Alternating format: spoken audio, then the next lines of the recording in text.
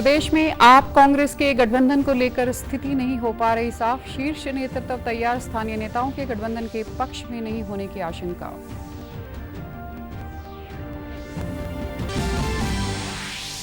Olympian पहलवान विनेश फोगाट और बजरंग पूनिया हुए कांग्रेस में शामिल, कहा समाज सेवा के इस लक्ष्य को पूरा करने में लगाएंगे जी जान।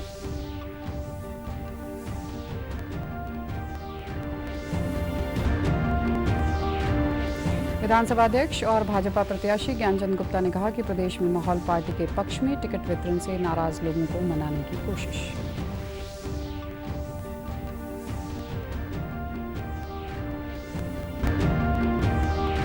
और प्रदेश सरकार के कैबिनेट मंत्री मूलचंद ने आज फरीदाबाद की बल्लभगढ़ सीट से दाखिल किया अपना नामांकन, कहा जनता का आशीर्वाद लेकर तीसरे कार्यकाल के लिए बनाई विकास की रूपरेखा को धरातल पर उतारेंगे।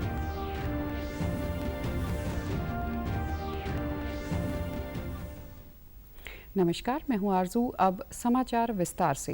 कांग्रेस और आम आदमी पार्टी के बीच गठबंधन को लेकर बीच फंसा हुआ है। इसी वजह से कांग्रेस अपने उम्मीदवारों की पूरी सूची भी जारी नहीं कर पा रही है। कांग्रेस का शीर्ष नेतृत्व आप के साथ चुनाव लड़ने को तैयार तो है, लेकिन स्थानीय कांग्रेस नेता आप से गठबंधन के पक्ष में नहीं हैं।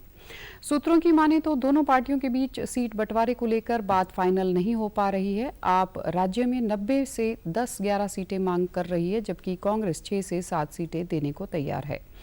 दोनों दलों के संभावित गठजोड़ को लेकर भाजपा हमलावर है।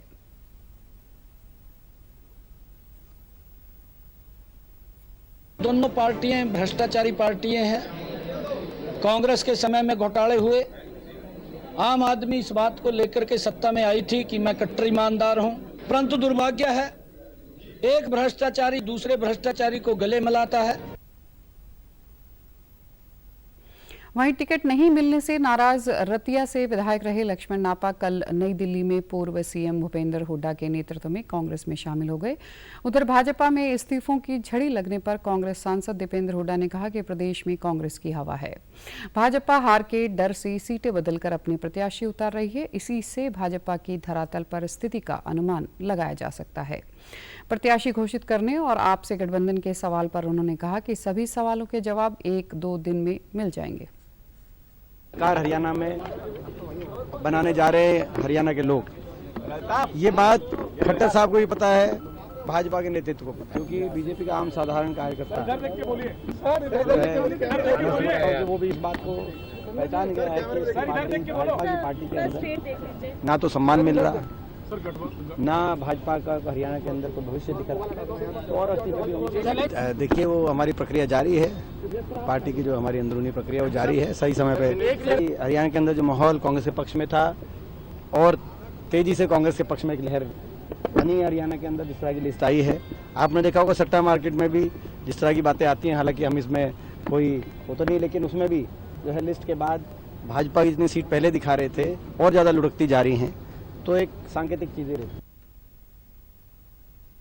हरियाणा विधानसभा चुनाव से पहले पहलवान विनेश फोगाट और बजरंग पूनिया आज कांग्रेस में शामिल हो गए। इससे पहले दोनों पहलवानों ने कांग्रेस अध्यक्ष मल्लिकार्जुन खड़गे से उनके आवास पर मुलाकात की।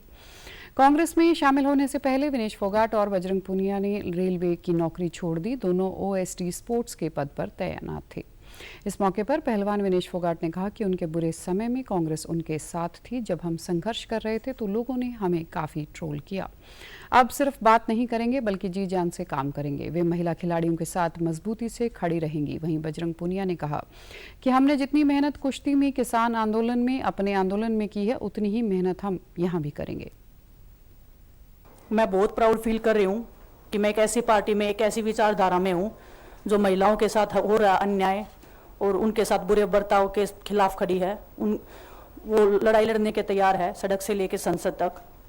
और मैं विश्वास दिलाती हूँ पूरे देशवासियों को, जो मेहनत, जो लगन से हमने रेसलिंग में काम किया है, हम चाहते हैं कि देश के हर एक नागरिक को जो दर्द, जो तकलीफ हमने झेली है, खासकर महिलाओं के लिए, हर एक उस महिला के साथ में हम खड़े हैं जो अपने आप को लाचार, अपने आप को बेबस समझती है। मेरे लिए बहुत प्राउड की बात है। बहुत एक मैं नई पारी की शुरुआत कर रही हूँ आज से। मैं चाहती हूँ कि जो हमने फेस किया एज ए खिलाड़ी होने के नाते, उन सब खिलाड़ियों को वो चीज़ ना फेस करनी पड़े। हम उनकी लड़ाई में साथ हैं। शायद उनको आज हिम्मत मिले कि जो पार्टियां पावर में इस रहती हैं, मौके पर शायद वो कांग्रेस साथ में नहीं खड़ी महासचिव हो। केसी वेणुगोपाल ने दोनों का पार्टी में स्वागत करते हुए कहा कि ओलंपिक में भारत का नाम रोशन करने वाले खिलाड़ियों के पार्टी में शामिल होने से हम गर्व महसूस कर रहे हैं। दोनों ही पहलवानों का जीवन संघर्षपूर्ण रहा है। वे जमीन से जुड़े हुए हैं और देश में हुए सबसे बड़े आंदोलनों में से उभर कर सामने आए हैं। अग्निपथ योजना के टाइम पे मेहनत करी है और बेटियों के आंदोलन में मेहनत करी है। ऐसे ही मेहनत करेंगे और कांग्रेस पार्टी को भी मजबूत करेंगे और देश को भी मजबूत करेंगे और ग्राउंड पे रह के काम करेंगे। जैसे रेसलिंग में बचपन से 7-8 साल की उम्र में लगे थे, जब यह पता नहीं था कि हम ओलंपिक मेडल जीतेंगे, लेकिन धीरे धीरे आगे बढ़ते गए, मेहनत करते गए और वो मुकाम हमें मिला, क्योंकि ओलंपिक से बड़ा कोई भी प्लेटफॉर्म नहीं होता। भारतीय जनता पार्टी के उम्मीदवारों की पहली सूची जारी होने के बाद हिसार जिले की सभी 7 विधानसभा क्षेत्रों के उम्मीदवार कल भाजपा कार्यालय पहुंचे, जहां समर्थकों ने उनका भव्य स्वागत किया। इस अवसर पर विधानसभा उपाध्यक्ष रणबीर गंगवा ने कहा कि आज प्रदेश में भाजपा के पक्ष में माहौल है।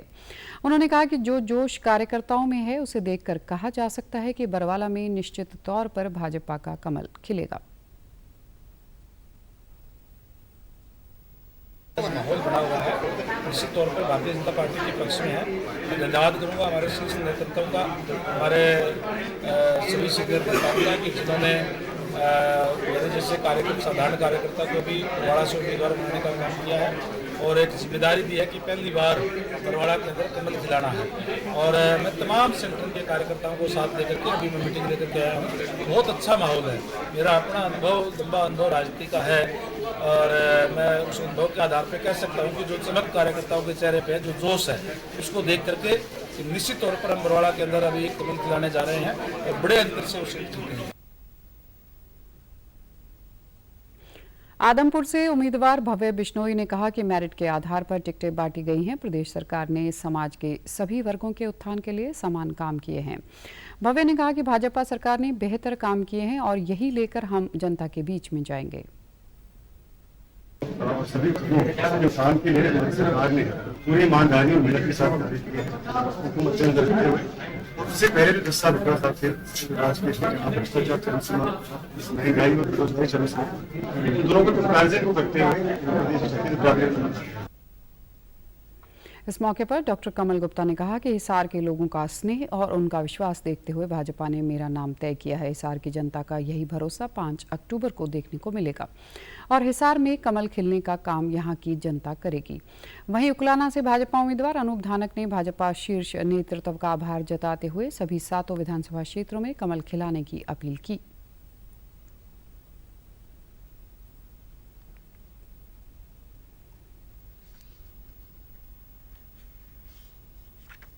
मुझे भारतीय जनता पार्टी ने लोगों के, जो हिसार के लोग हैं, उनका दुलार देखते हुए, उनका प्यार देखते हुए, उनका आशीर्वाद देखते हुए और उनका विश्वास देखते हुए भारतीय जनता पार्टी ने मेरा नाम तय किया है। और मैं समझता हूं कि इसी कारण जनता का आशीर्वाद, जनता का प्यार और जनता का लाड दुलार ये सब मिलेगा। और आने वाली 5 अक्टूबर को जो चुनाव होगा तो यहाँ की जनता कमल का फूल निश्चित रूप से खिलाने का काम करेगी। उस पर विश्वास व्यक्त किया है, उसके लिए मैं उनका बहुत बहुत आभार व्यक्त करता हूं। और मैं सभी का, जो हमारे कार्यकर्ता साथी हैं, पदाधिकारी हैं, उनका भी बहुत बहुत आभार व्यक्त करता हूं और यही प्रार्थना करता हूं कि 5 तारीख को जब भी चुनाव हो तो उकलाना विधानसभा क्षेत्र के अंदर कमल खिलाने का काम करें और इस हिसार जिला की 7 विधानसभा क्षेत्र हैं उनमें भी कमल खिलाने का काम करें और हरियाणा प्रदेश में दोबारा नायब सिंह सैनी जी को मुख्यमंत्री बनाने का। पंचकुला विधानसभा क्षेत्र से भारतीय जनता पार्टी द्वारा प्रत्याशी चुने जाने पर विधानसभा स्पीकर ज्ञानचंद गुप्ता ने शीर्ष नेतृत्व का आभार जताया है। उन्होंने कहा कि भाजपा ने कांग्रेस से पहले अपने प्रत्याशी मैदान में उतारकर मनोवैज्ञानिक बढ़त हासिल कर ली है। इससे प्रदेश में पार्टी के पक्ष में वातावरण बना है। उन्होंने कहा कि जो लोग टिकट वितरण को लेकर नाराज हैं उन्हें जल्द मना लिया जाएगा। टिकट के लिए बहुत लोग दावेदारी पेश करते हैं, टिकट तो केवल एक को ही मिलनी है।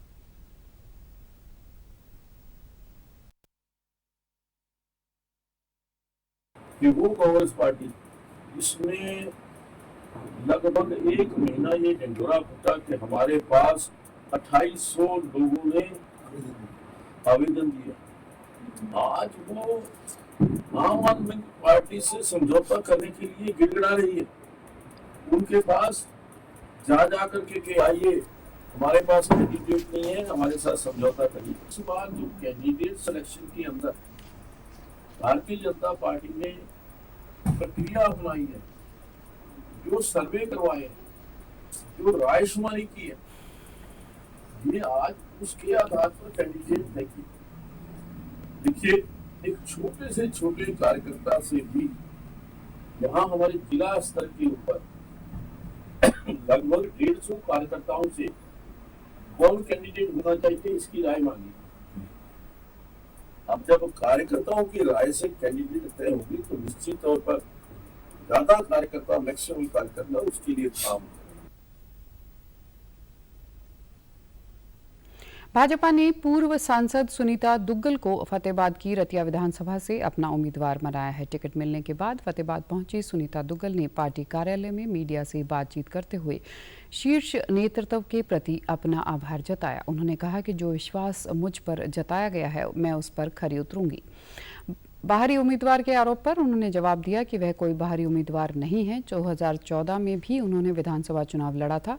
2019 में वे सिरसा सांसद चुनकर आई। यह शीर्ष नेतृत्व के ऊपर कि वे किस टिकट शीर्ष नेतृत्व के ऊपर है कि वे किसे टिकट दें। उन्होंने कहा कि वे रतिया की मुख्य मांगे नशा मुक्ति और घग्गर नदी के गंदे पानी से निजात दिलाने की पूरी भरपूर कोशिश करेगी।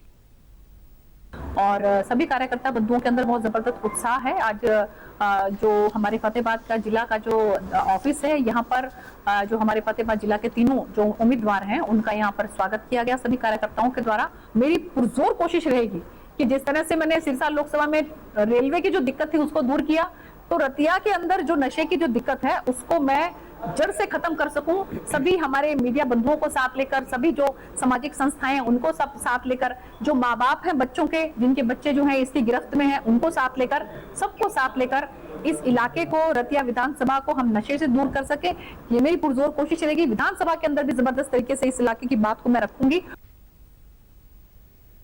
बल्लभगढ़ से भाजपा प्रत्याशी व कैबिनेट मंत्री मूलचंद शर्मा ने आज अपना पर्चा दाखिल किया। इस मौके पर केंद्रीय राज्य मंत्री कृष्णपाल गुर्जर भी मौजूद रहे। नामांकन से पहले कार्यालय पर हवन का आयोजन किया गया और उसके बाद रोड शो निकाला गया। नामांकन भरवाने आए केंद्रीय राज्य मंत्री कृष्णपाल गुर्जर ने कहा कि आज चारों तरफ भाजपा का माहौल है और लोगों में भारी उत्साह है। इस बार फरीदाबाद की सभी 9 की 9 विधानसभा सीटें भाजपा की झोली में आएंगी और प्रदेश में पूर्ण बहुमत के साथ तीसरी बार भाजपा की सरकार बनेगी। बीजेपी का माहौल देख रहा हूं और देखिए पूरा भरोसा है और जनता का जो उत्साह है वो निश्चित तौर पर बता रहा है कि इस बार फिर कमल खिलेगा।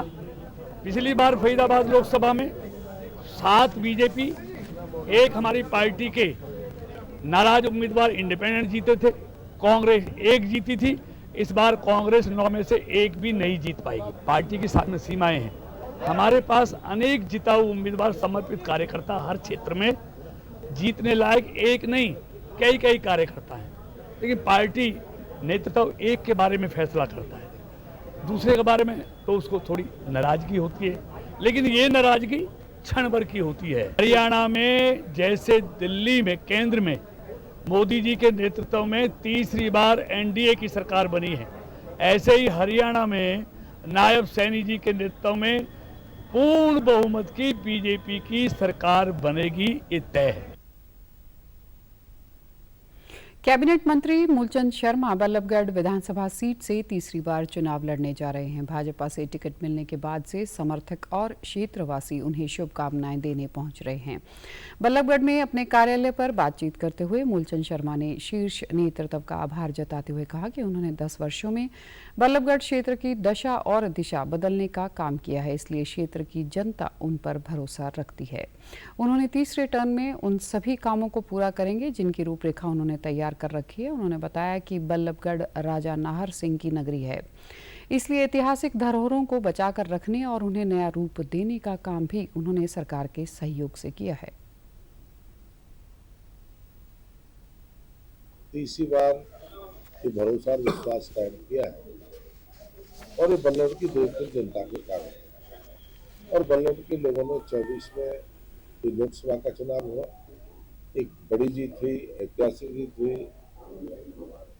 तो इसलिए दोबारा पार्टी ने हम सब पे भरोसा विश्वास किया है और जो विश्वास के कारण जो विश्वास है उसको पूरा करने का काम है। अब जाके 25 संडा देंगे, 200 करोड़ का एलिवेटर, 215 का एलिवेटर देंगे, indoor stadium, auditorium, mini secretary, rest house और ये मांगे इंडोर स्टेडियम। आप ये देखिए कि कोई ऐसा काम नहीं करना है। लोग पुलिया मांगा करते थे, पुलिया। आज हमें फ्लाईओवर बनाने का काम करा। कॉलोनियों में पानी के टापू थे, 6-6 फुट 7-7 फुट पानी थे, खम्बा नहीं थे, बिजली के तार नहीं थे, तार पे तार जाया करती, बल्ली बल्ली जाती थी। आज जाके देती है 3000 हमने बल्लियों को खड़ा और बल्लियों पे खम्बे गड़वाए, तार लेके गए। भाजपा से टिकट नहीं मिलने के बाद कई नेताओं में नाराजगी है और पार्टी के कई पदाधिकारियों ने त्यागपत्र दिया है। इसी बीच पूर्व मंत्री सावित्री जिंदल ने कल समर्थकों से चर्चा के बाद चुनाव लड़ने की घोषणा की है। उन्होंने कहा कि हिसार मेरा परिवार है और यहाँ की जनता की इच्छा है कि मैं चुनाव अवश्य लड़ूं। मैंने पहले भी 10 साल लोगों की सेवा की है और अब आखिरी बार चुनाव लड़कर हिसार के लोगों की सेवा एक बार फिर करना चाहती हूं। पूर्व मंत्री ने कहा कि इस समय वह कुछ अधूरे रह गए कामों को पूरा करना चाहती हैं। सावित्री जिंदल बतौर आज़ाद उम्मीदवार चुनाव लड़ेंगी या किसी अन्य पार्टी से, यह अभी उन्होंने स्पष्ट नहीं बताया।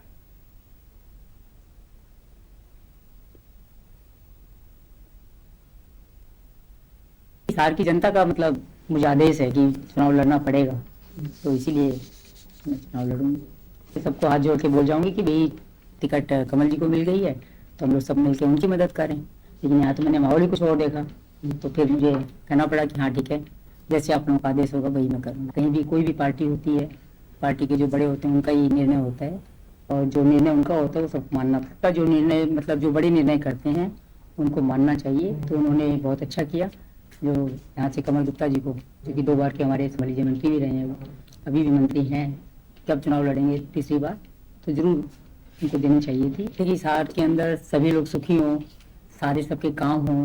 तो बेरोजगारी के लिए नवीन वहाँ पर कुरुक्षेत्र में स्किल सेंटर खोल रहा है, जिससे कि बच्चे वहाँ पर सीखेंगे और सीखने के बाद जो भी काम सीखेंगे उनको नौकरियाँ भी मिलेंगी।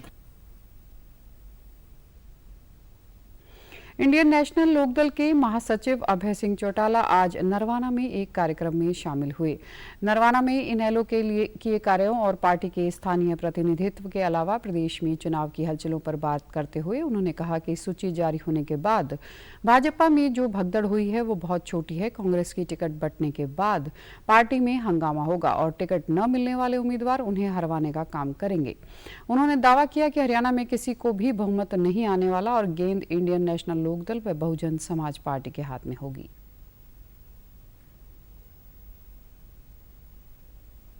आज लोग जो है बीजेपी की सरकार को सत्ता से बाहर करना चाहते हैं और भाजपा के टिकटों के बंटवारे के बाद जो भगदड़ मची है उससे आप इस बात का अंदाजा लगा सकते हो कि कितने स्वार्थी किस्म के लोग हैं जो केवल अपना स्वार्थ पूरा करने के लिए किसी भी हद तक जा सकते हैं। भाजपा की भगदड़ बहुत छोटी है। कांग्रेस की टिकटें जब बटेगी तो कांग्रेस में तो बहुत बड़ा बवाल मचेगा। एक हल्के में 40-40, 50-50 उम्मीदवार हैं। टिकट किसी एक को मिलेगी, ये फिर सारे के सारे कांग्रेस के टिकटार्थी जो है जिसको टिकट मिलेगी उसको हराने में लग जाएंगे। किसी को भी पूर्ण बहुमत नहीं आने वाला। अब की बार टोटल गेम जो है इंडियन नेशनल लोकदल पार्टी और बहुजन समाज पार्टी के हाथ में रहेगी। उचाना से जजपा प्रत्याशी दुष्यंत चौटाला ने आज जींद में अपने पार्टी मुख्यालय में एक प्रेस वार्ता को संबोधित करते हुए कहा कि भाजपा अपने संगठन से पूरी तरह नियंत्रण खो चुकी है। 2 दिनों में 4 पूर्व मंत्री, 15 से ज्यादा पूर्व विधायक, 12 जिला अध्यक्ष, सैकड़ों ब्लॉक अध्यक्ष तथा मंडल अध्यक्ष भाजपा को छोड़कर जा चुके हैं। दुष्यंत ने कहा कि यह एक बुलबुला है जो फूट चुका है। पार्टी छोड़ने वालों की लिस्ट और बढ़ने वाली है। प्रदेश में आने वाले समय में एसपी व जजपा गठबंधन प्रदेश को मजबूत नेतृत्व देंगी। जजपा व एसएसपी गठबंधन की दूसरी लिस्ट भी जल्द जारी की जाएगी। एएसपी के चंद्रशेखर के परिवार में किसी क्षति के कारण उन्हें जाना पड़ा, नहीं तो अब तक लिस्ट आ चुकी होती। भाजपा प्रदेश अध्यक्ष और भाजपा का पूर्व मुख्यमंत्री जवाब दे। ये तो बुलबुला था, बहुत दिनों से बना हुआ था, ये फूट चुका है। और जिस तरीके से अब तो लिस्ट बढ़ गई, 4 पूर्व मंत्री, मेरे ख्याल से 15 से ऊपर विधायक, 12 जिला अध्यक्ष और सैकड़ों ब्लॉक अध्यक्ष, इनके मंडल अध्यक्ष जो छोड़ के गए हैं, ये दिखाता है कि भाजपा का ऑर्गेनाइजेशनल कंट्रोल जीरो है और ये भगदड़ उसका नहीं। एएसपी और जननायक जनता पार्टी प्रदेश के अंदर मजबूत नेतृत्व भी देगी और युवा सरकार का नेतृत्व जल्दी करेंगे, क्योंकि उनके कोई परिवार में क्षति है। चंद्रशेखर को जाना पड़ा, जैसे ही वो आएंगे चर्चा करके अगली लिस्ट जाएगी। कांग्रेसी बताएंगे तो सारी पार्टियों का मेरे से पूछ ले। रानिया से इंडियन नेशनल लोकदल के उम्मीदवार अर्जुन चौटाला ने आज अपने निवास में कार्यकर्ताओं से बैठक की। इस दौरान उन्होंने दादा रंजीत सिंह के मंत्री पद से दिए इस्तीफा देने और रानिया से चुनाव लड़ने की इच्छा पर कहा कि उन्हें यहां से नहीं बल्कि फतेहाबाद से चुनाव लड़ना चाहिए। रानिया में उनके लिए अब कुछ नहीं रखा है। अर्जुन चौटाला ने भाजपा पर निशाना साधते हुए कहा कि अब भाजपा से लगातार लोग जा रहे हैं। प्रदेश में त्रिकोणीय मुकाबला है, इस मुकाबले में इनेलो मजबूत है। अर्जुन चौटाला ने 12 सितंबर को नामांकन दाखिल करने की जानकारी दी है। यदि चुनाव लड़ना ना लड़ना उनका फैसला है, जदयू लड़ते हैं या किसी राजनीतिक संगठन से लड़ते हैं, ये भी उनका फैसला है। मैं तो आपके माध्यम से एक चीज कहूंगा, यदि अब रानिया में कुछ नहीं रखा, आप फतेहाबाद जब वहां लड़ लो। भाजपा का जो घमंड है और इनकी कुकर्म है, ये आज इनको लेके बैठेंगे। इनके अंदर एक ऐसा घमंड भरा पड़ा था कि तुम प्रदेश में कोई कानून बनाओ, तुम देश में कुछ करो और इसका कोई भी तुम्हें नुकसान नहीं होगा। पर बात यह है कि जब आपको जनता के आगे जाके हर 5 साल का हिसाब देना होता है, तब जनता फैसला करती है और उसके बाद अगर जनता के मन में आए तो आपको सबक सिखाने का भी काम करेगी। ये एक ट्रेलर लगा लो, आने वाले दिनों में भाजपा का जो प्रदेश के अंदर हाल होने वाला है, इससे आपको अंदाजा लग सकता है क्या बुरा हाल होगा। मेरे को लगता है कि ये कहीं पर 20 से ज्यादा का आंकड़ा मेरे को तो ये कहीं पार करते दिख नहीं है। आज पूरे प्रदेश भर में इनकी खिलाफत है, जो एक घमंड के साथ इन्होंने जो लोगों को तंग करने का काम करा। मेन सेकंड सेट और जो नॉमिनेशन होगा वो 12 तारीख को होगा चौधरी अभय सिंह जी के साथ। आज ही 54 सीट्स ऐसी हैं जहां पर हमारा त्रिकोणीय मुकाबला है और इनेलो के इतिहास में ये बात रही है हमेशा, जहां जहां त्रिकोणीय मुकाबला रहा है हम हमेशा जीत। कांग्रेस के राष्ट्रीय प्रवक्ता आलोक शर्मा ने आज चंडीगढ़ में प्रेस वार्ता करते हुए प्रदेश सरकार पर जमकर हमला बोला। उन्होंने कहा कि भाजपा के 10 साल के राज में हरियाणा बेरोजगारी और महंगाई में नंबर 1 बना है। युवा पलायन करने को मजबूर हैं। भाजपा की पहली सूची आने के बाद पार्टी में बगावत खुलकर सामने आ गई है और कई नेता छोड़कर जा चुके हैं। उन्होंने कहा कि विश्व की सबसे बड़ी लोकतांत्रिक पार्टी का दावा करने वाली भाजपा को हरियाणा में चुनाव लड़ाने के लिए अपने उम्मीदवार ही नहीं मिल रहे हैं, इसलिए ज्यादातर बाहर से आए लोगों को टिकट बांटी जा रही हैं। प्रदेश में पार्टी का काडर पहले से कमजोर हो गया है।